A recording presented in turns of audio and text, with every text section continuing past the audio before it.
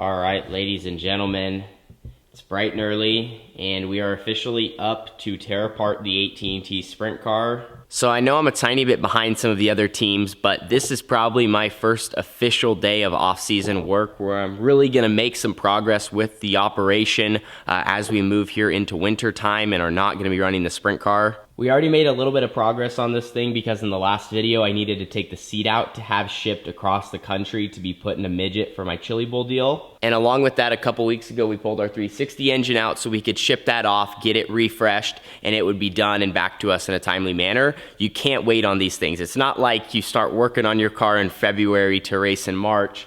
Right now, like I said, I'm probably a week or two behind where I kind of wanted to be, but get working now in November, get more stuff done in December, and just every single week you make more progress so we're ready for a big 2023 racing season.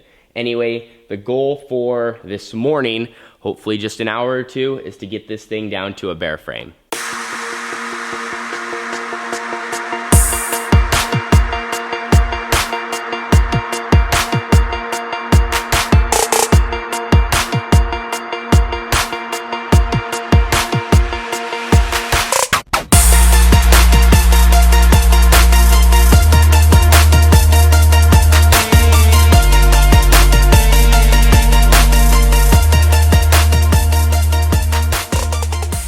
After just a short time, the front axle is out, all the radius rods are off. To let you guys in on the reason why we are stripping this thing 100% down, if you remember, this frame throughout 2022 had to be repaired twice.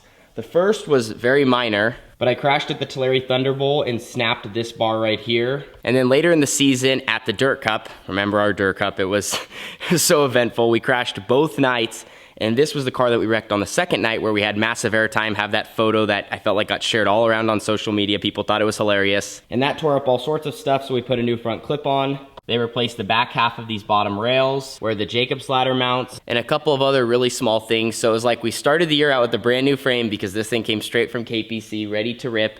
Ran good right off the start, crashed it, small fix, crashed it, bigger fix, and then we got it back and it was like we had another half of a brand new car because you could see all the parts that were not powder coated that they had to replace. And still, with everything it went through, I think this was our best car all season. And more than anything, it just felt good going around the racetrack, but also it was consistent setup wise. Like we could start in the same exact spot, go to many different racetracks and make adjustments from there, and we kind of knew what to expect, and it had like a similar outcome each time. And I can't even begin to assure you enough, like for a race program that is so important, a lot of it is also just for the trust between the driver and crew in the car. I know that kind of sounds silly, but like that builds confidence when you know what you do to your race car, it's gonna do, and you're gonna go out there and be fast. And over time is like you see better results and you see your race start to go around the track better. Like it's just a build up. So really, really happy with this thing. Look forward to getting it powder coated and keeping it in our program moving into the future.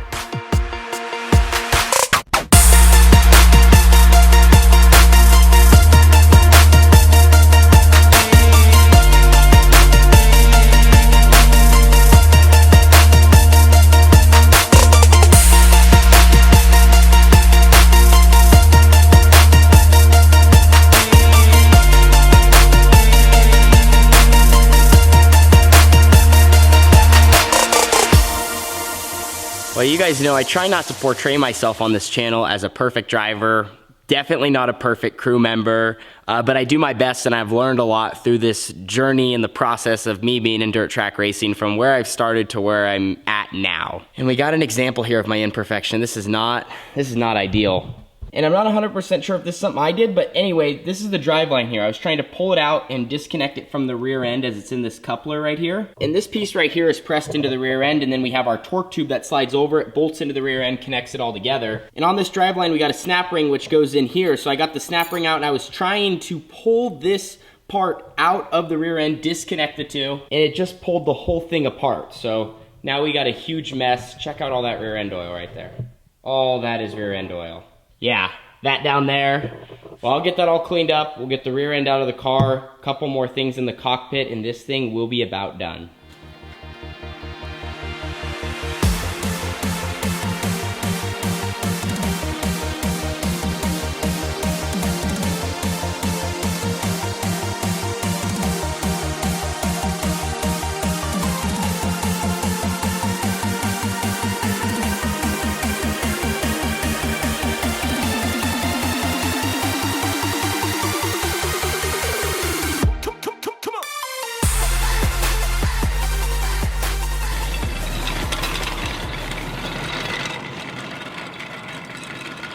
So we got it all pushed outside here, and I'm gonna quickly wipe it down. But before we do that, I wanna tell you about the sponsor of today's video, the Ridge Wallet. So with being involved in the sport of dirt track racing, it's so important to have a good wallet because unfortunately there's like money going in and out of this thing all the time. And a great example of that, it's the off season for the sprint car. So we are working hard here in the shop to get things ready for 2023. And a lot of that involves, you know, spending money on fresh equipment. And that is what I love about the Ridge Wallet. No matter how little or how much money I have in there, it keeps it safe, it looks cool, and it fits right in my pocket. And to go with the wallet, they offer matching key cases so your keys can ride along with you and never be put in danger of being lost. So if you want to be like myself, you can head to the link at the top of the description. That's ridge.com/18T. That's ridge.com/18T. Browse their whole collection, all the items that are available, and you can enjoy 40% off on there until December 22nd.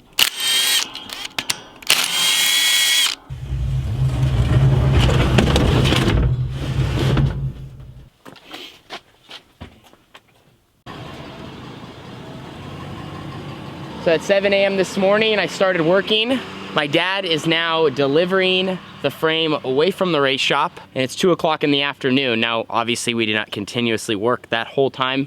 In total, from the stage it was at, you know, it just took a handful of hours. And I will say, there's something that's actually kind of satisfying about taking a car apart and putting it together. But in my opinion, taking it apart is more fun just because it goes quicker. It's just like all of a sudden, boom, boom, boom, you're done. So we had a very successful day in the shop, got everything accomplished that I wanted to get done, and I kind of figured to end this video, I would almost like openly brainstorm my thoughts on what I want 2023 to maybe look like for our team. Now, just being honest, and this obviously also gets me excited, but I feel like as a group and as a family and as a team, we are so close to having like our breakout season or a breakout year.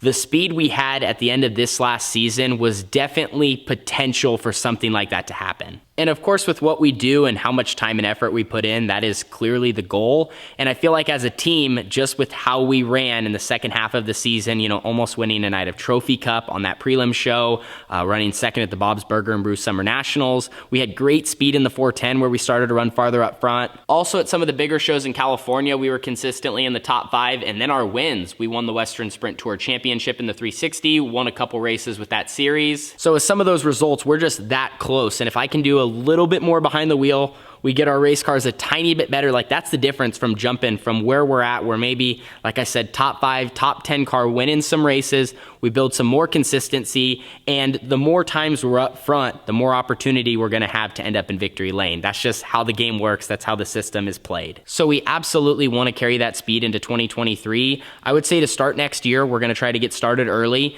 and we're mainly just gonna run all over the West Coast, like whatever makes sense. If there's bigger paying shows, some local stuff too, because it is nice to be closer to home on those weekends and take advantage of racing in front of our hometown fans. But I would say there's a very good shot as we kind of start to get into the summer months. Our schedule's really going to ramp up. And I think the game plan is going to be to try to head out to the Midwest for 4 to 6 weeks, maybe even a little bit more.